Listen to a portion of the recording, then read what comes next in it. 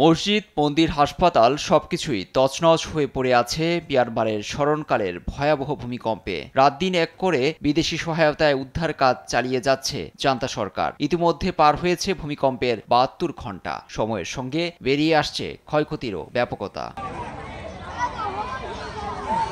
ধ্বংসস্তূপের প্রাণের সন্ধানে অক্লান্ত পরিশ্রম করে যাচ্ছে জান্তা সরকারের উদ্ধারকর্মীরা। এ সহায়তায় আছে চীন, বাংলাদেশ, ভারতসহ বিশ্বের অনেক দেশের জরুরি বিভাগ। সময় যতই এগোচ্ছে ধ্বংসস্তূপ থেকে জীবিত পাওয়ার আশাও হয়ে আসছে ক্ষীণ। ভূমিকম্পের উৎপত্তিস্থল মান্দালায় থেকে সোমবার ৪ জনকে জীবিত উদ্ধারের দাবি করে চীনা উদ্ধারকর্মীরা।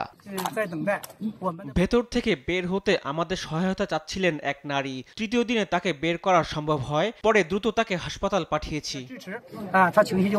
মান্দালাই শহরের বিদ্যুৎ ব্যবস্থা ও ইন্টারনেট পরিষেবা ভেঙে পড়ায় লাখ লাখ মানুষ অন্ধকারে আছে। সুপেয় পানির সংকট। আবারও ভূমিকম্পের আতঙ্কে খোলা আকাশের নিচে রাত কাটাচ্ছে বাসিন্দারা। জাতিসংঘ বলছে ভূমিকম্পটি ৪ বছরের গৃহযুদ্ধে থাকা মিয়ানমারকে আরও ভয়াবহ সংকটের দিকে ঠেলে দিচ্ছে। পরিস্থিতি যুক্তরাষ্ট্র গভীর পর্যবেক্ষণ করছে উল্লেখ করে দেশটিতে USAIDর বিশেষজ্ঞ দলকে পাঠানো হয়েছে বলে জানান মার্কিন পররাষ্ট্র দপ্তরের মুখপাত্র টমি ব্রুস। এদিকে থাইল্যান্ডের রাজধানী ব্যাংককে ধসে পড়া ভবন থেকে কেউ আর জীবিত নেই বলে ধারণা করছেন বিশেষজ্ঞরা। লুৎফর কবির, নিউজ ডেস্ক, দেশ টিভি।